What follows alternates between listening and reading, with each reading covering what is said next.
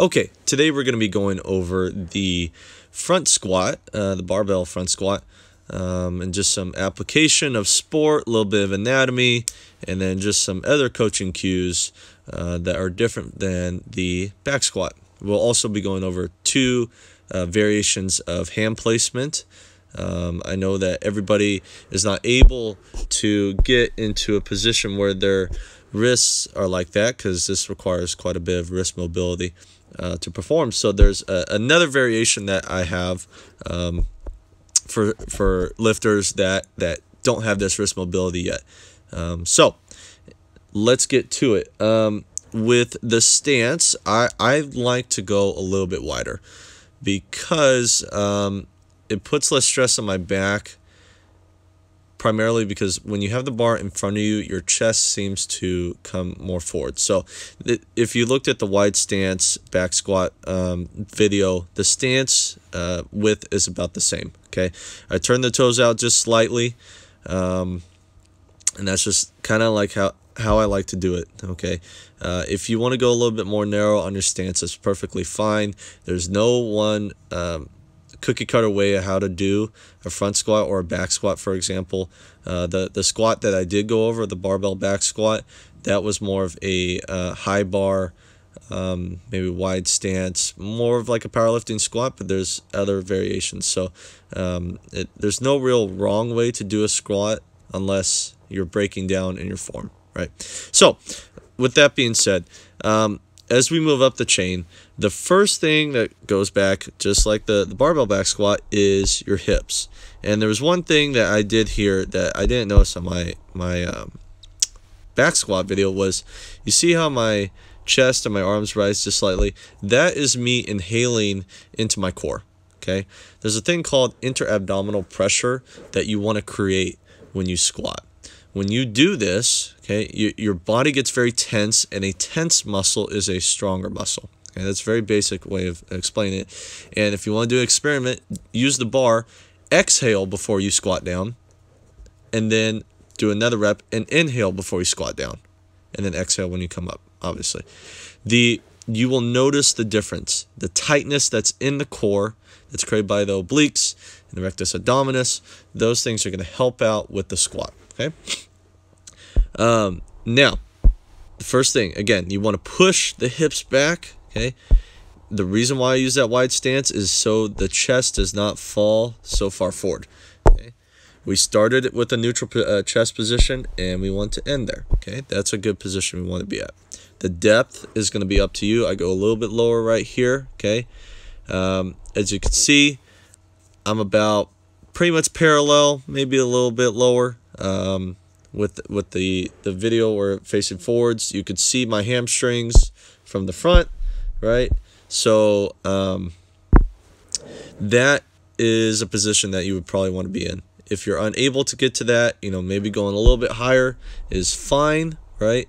There's not many positions in sports where you're going to be reaching, being this low, unless you're a catcher. Okay, there's I may be wrong. I may have things slip in my mind, but that's the only position in sport that I believe that you would be this low, right?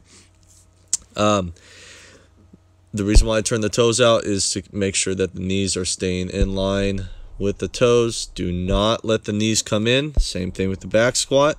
Okay, you're really going to push those knees out when you squat. Okay.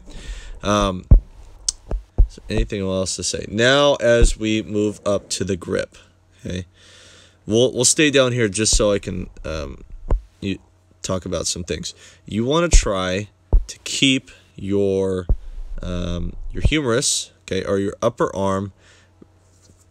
Try to keep it parallel with the ground when you're doing this grip. It is hard because, again, it's dependent on your wrist mobility and your chest falling forward.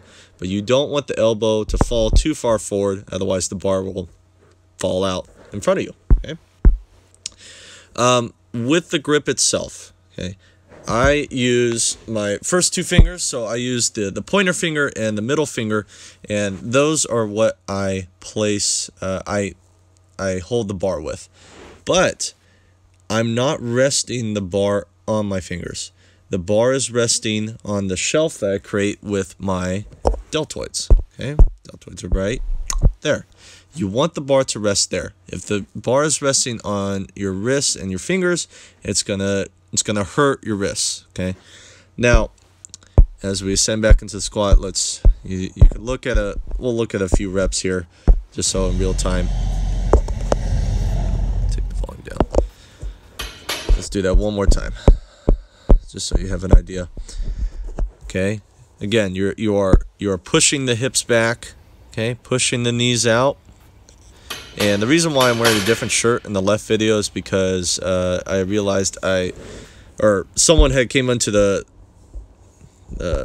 gym while I was doing that, and I talked to them, so I messed up the video.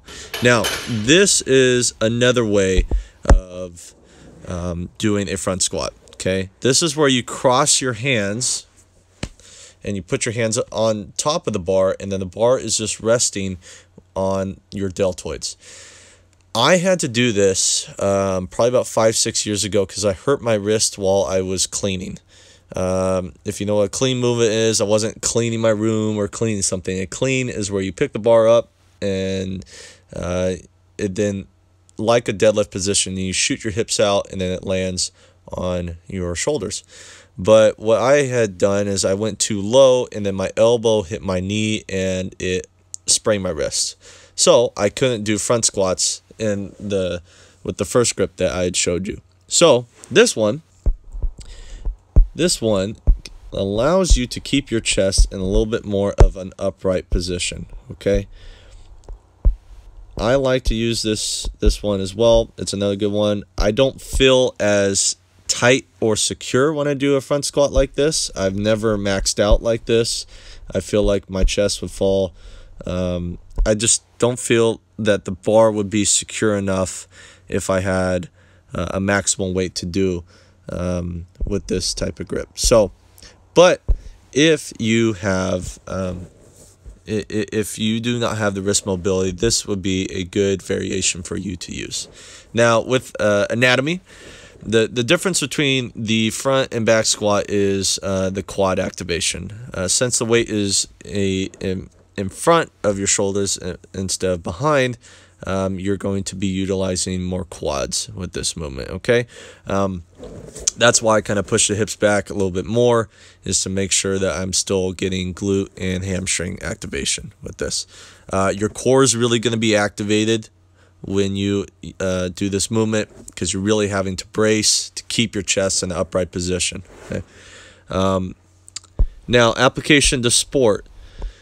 Anything, if you're in track and field, football, basketball, baseball, soccer, anything that's going to require fast, explosive movements and strong legs, right?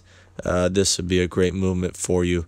And maybe I'll have another video where I go over sports specificity and what lifts you should use, and just kind of explaining that.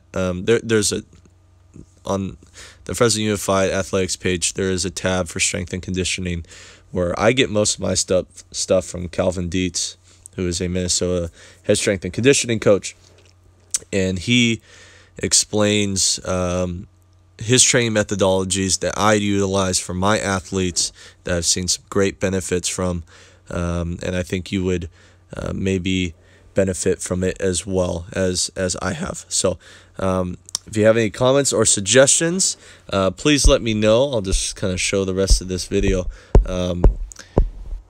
Make sure you are practicing the movement with light enough weight that you are not going too heavy. And then if you have any comments or suggestions, please let me know. You put them down in the comment section below. I would love to hear your feedback. Have a good day. Thank you.